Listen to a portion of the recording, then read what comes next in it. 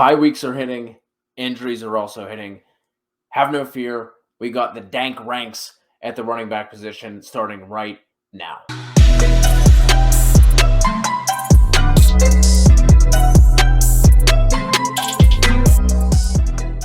What is up, TFA fam? Welcome into the Week 6 running back rankings show. We're going to go over our top 24, give you some guys right outside that range that you can feel confident plugging in and guys that we are interested in playing this week. Before we jump into it, I do just want to quickly mention we are excited that we are partnering up with Thrive Fantasy this year.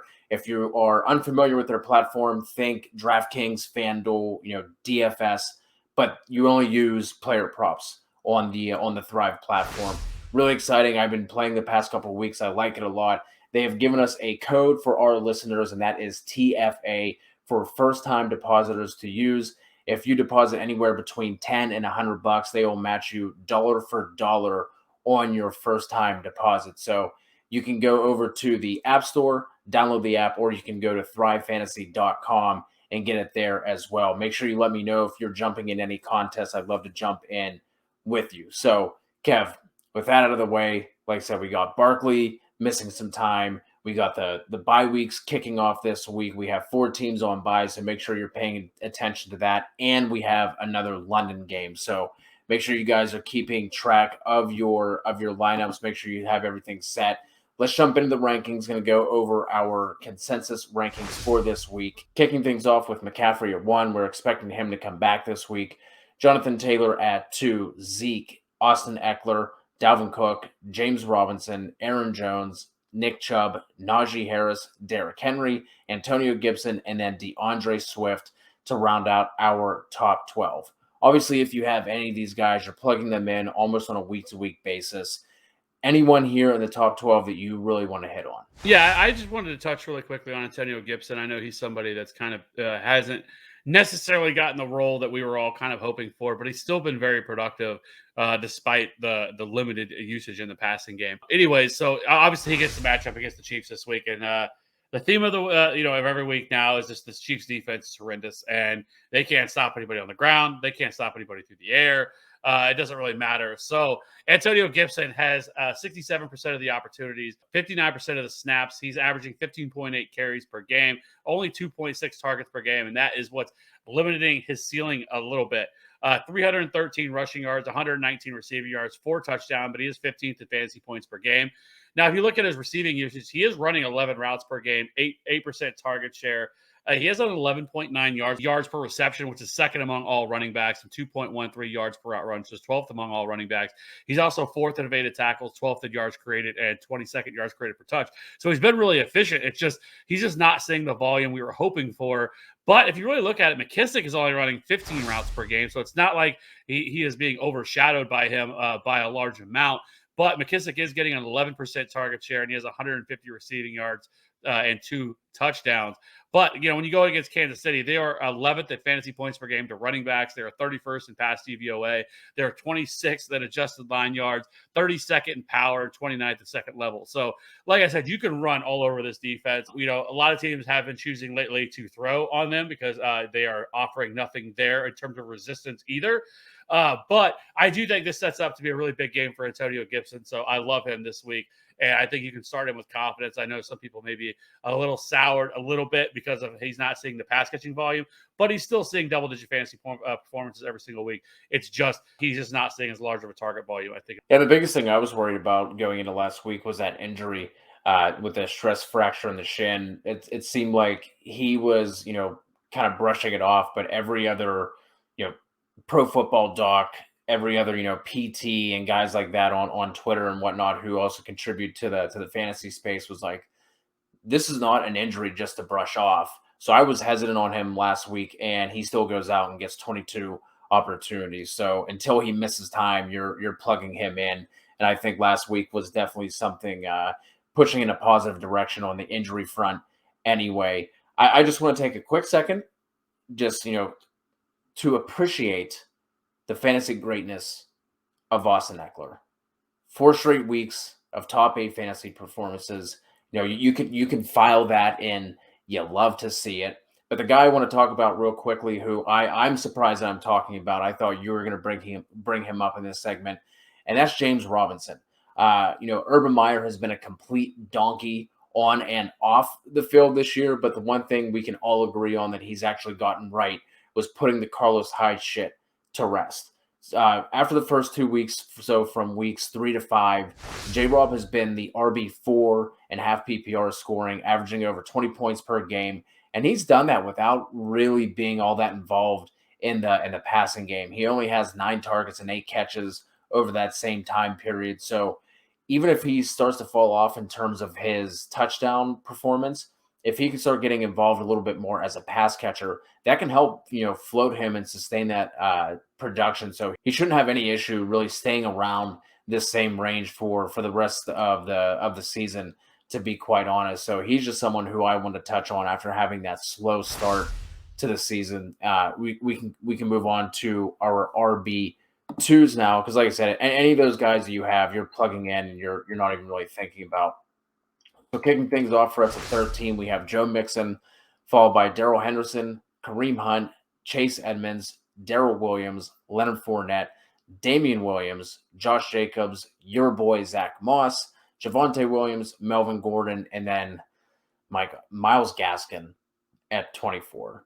I'm just frustrated. That is the sound of frustration in my voice with Miles Gaskin. Kev, guys, 13 to 24. Who do you want to touch on in this RB2 range for your rankings? Yeah, I mean, I think for me, one, we do have Joe Mixon at 13. I think it's more of just there's a lot of really good matchups this week for running backs because Joe Mixon against Detroit feels like a smash play. I will Yeah. say that he was limited a little bit last week with he was not given the full complement of workload that we usually see from him.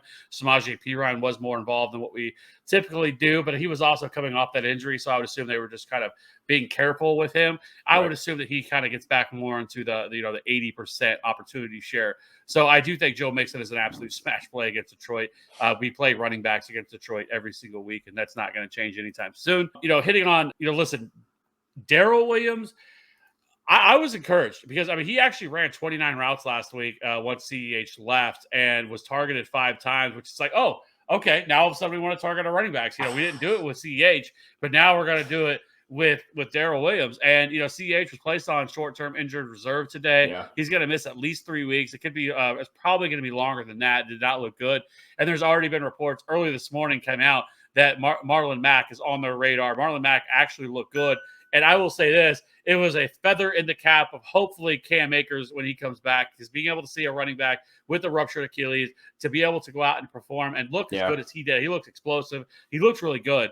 So regardless of that, I will say this: if Marlon Mack is sitting out there, I would stash him because I think somebody's going to trade for him, and maybe it's Kansas City, and we'll see. But for this week, it's not going to matter. Marlon Mack wouldn't even have a role anyways if he was traded to Kansas City. So for Darrell Williams, I think he's going to be involved in the passing game. Washington doesn't really scare me all that much either in terms of the run game. I think they're like 11th in fantasy points per game allowed to running back, or somewhere right in that range. They're not great either. They're in the bottom half of adjusted line yards as well. So Darrell Williams, I think, is a decent play this week. I do think Jerick McKinnon is going to be involved as a pass catcher, but I wanted to hit on him because I know people are going to have some questions about him. People are going to be adding him on waivers this week and wanting to know what to do with him. For me, it really just depends on who else you would have, but I think he's a viable, RB2 this week because I do think he's going to be utilized in the passing game as well. So I wanted to touch on him. Zach Moss, listen. Zach Moss continues. He was one of my guys over the offseason that I liked as kind of a late round sleeper that I felt like people were way too low on. And he's really performed pretty well. He did, he had that scratch earlier in the year that kind of, threw some things off, and people thought, oh, well, maybe Zach Moss isn't going to be utilized. Well, that's really changed because each and every week his snap share has risen. On the year, he has a 52% opportunity share. 11 and a half carries per game, 16 red zone touches, which is 8th among all running backs, so he's being utilized down there. He also has 2 goal line carries, which is top 15 among all running backs, 184 rushing yards, 94 receiving yards, 11 routes run per game, 4 touchdowns, and he's 14.5 fantasy points per game, which is 19th among all running backs. So he's been a pretty solid, consistent RB2 since returning, from that, that week 1 scratch. And he's also 24th in evaded tackles and 11th in yards created per touch. So he's been very efficient with his opportunities as well. Attached in this offense, one of the best offenses in all of the league with Josh Allen. He is going to continue to see opportunities. He's getting goal line carries. And so I like Zach Moss. And this is a great matchup against Tennessee. Tennessee is 23rd in adjusted line yards, 26th in power, 26th in second level. They've also allowed the 14th most rushing yards, and they're tied for the 6th most rushing touchdowns allowed on the season. And again, some of this with the rushing yards, it has more to do with the fact the teams are just throwing all over them because their secondary is straight doo-doo. So I like this matchup for Zach Moss. I probably could even have him a little bit higher, but I like Zach Moss, and I think you can start him with confidence this week. Probably for most people in their flex. Yeah, makes a lot of sense. You touched on Cam Akers. You talked about Darrell Williams. I'm going to now talk about Darrell Henderson. If you would have told me at the beginning of the year that I would be excited to talk about James Robinson and Darrell Henderson in the same show, I wouldn't have believed you, but it's why we love fantasy. Here we are. Henderson has been extremely consistent across his 4 active games, has a touchdown in 3 or 4 games, has been a high to mid RB2 the entire year. In the games that he hasn't scored, in the game that he didn't score, rather, he put up 116 total yards with 5 catches. And now he gets a matchup against the Giants, who have given up the 7th most half PPR points per game to the position. And then obviously all the injuries they have on the Giants side of the ball. I think we see another 80-plus yard game with a high likelihood of a score out of Henderson in week 6. I know there was a little bit of a stink on Twitter about, Sony Michel's involvement. We really didn't see Sony Michel involved in that offense until Darrell Henderson got a little banged up, missed a couple drives, and then toward the end of the game, Michel was kind of mixing in there a little bit. But I think we've seen enough through the past 2 weeks that if Henderson is not banged up and he is healthy, he's going to be the guy running the rock there. So I really like Henderson this week. Leonard Fournette, I came a little hot, came a little spicy last week with putting him in my top 12, and he did not finish that far off. He was RB15 and half PPR scoring. And, if you would have told me at the beginning of the week, or if you would have told all of us at the beginning of the week that score was going to end up the way it did, I think we all would have had Leonard Fournette a little bit higher in our rankings. Now he gets a matchup against Philly. Obviously, it doesn't matter what the score is in these games. Tampa Bay is just going to keep throwing. They're going to keep Tom Brady just letting him sling it all over the field. But I do think Leonard Fournette makes some sense as another, mid RB2 this week. I have him a little bit higher than you do as we sit here now, but we will be putting out some ranking updates later on in the week on Twitter and Instagram, so you can look for those over there. But Kev, was there anybody else in the RB2s you want to talk about, or do you want to talk about some of these guys who are in the RB3 range and beyond? I just wanted to hit really quickly on Myles Gaskin. This is a great matchup against Jacksonville. I mean, I don't think anybody – it's funny because last week, I think for a lot of the way people were talking about, you could drop Myles Gaskin, right? Like, oh, he's droppable and everything else.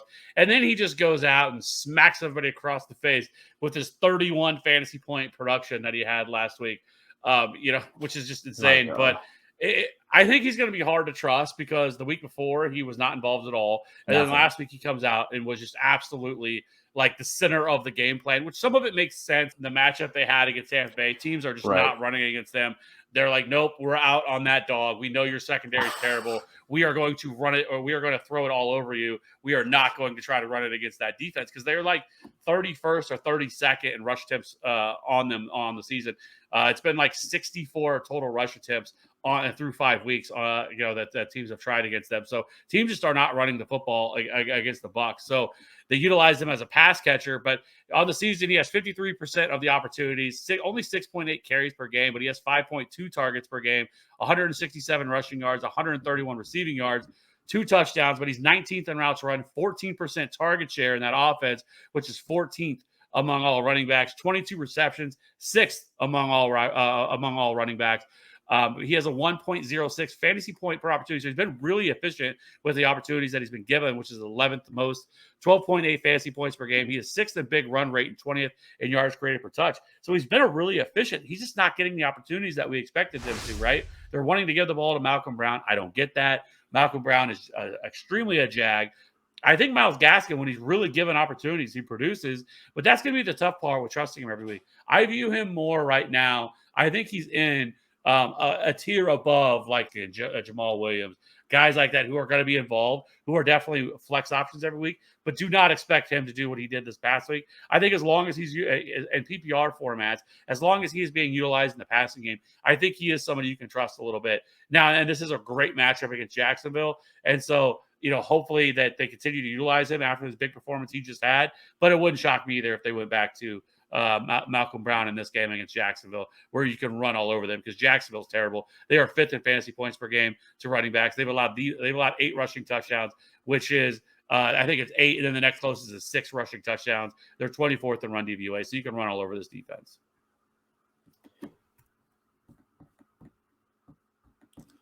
Yeah, just real quickly, somebody that I want to touch on went into the week last week questionable. Obviously, didn't do much in terms of fantasy, but that is Chase Edmonds.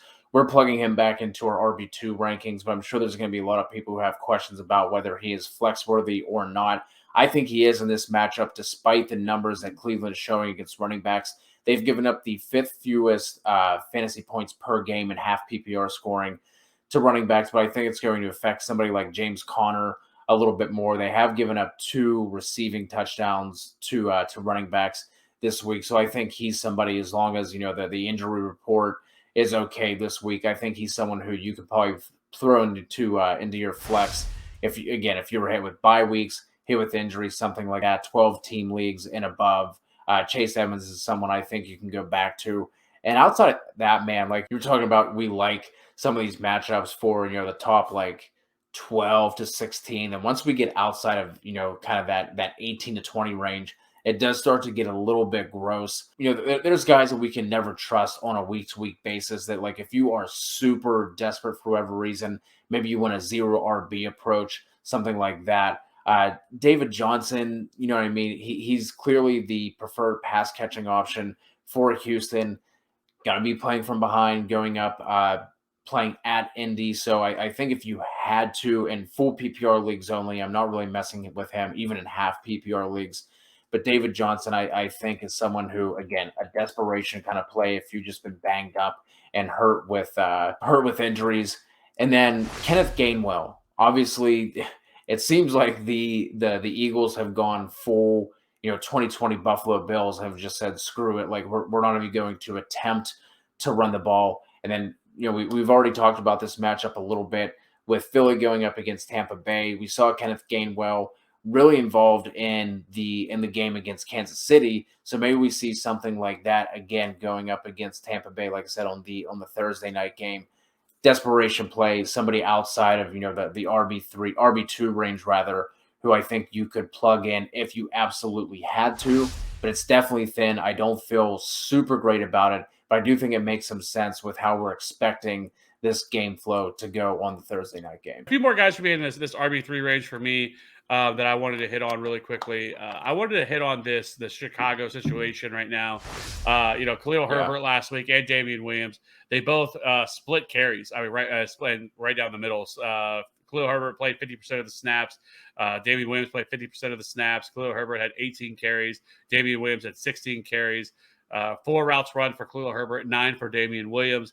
He totaled 75 yards, and then Damian Williams had 84 yards and a touchdown in that matchup against the Raiders. Now, this week they're playing Green Bay, and Green Bay has not been very good against the run either. They're 27th in adjusted line yards, 29th in open field, and 29th in run DVOA. So this is definitely a defense that you can run the ball against. And so to me, it's going to be more of a game of, I think, game script, right? So if they fall behind really quickly, which you can do that really easily against Aaron Rodgers, then I think that you probably don't see Khalil Herbert touch the ball nearly as much this week. You probably see Damian Williams used more as the pass catching running back here.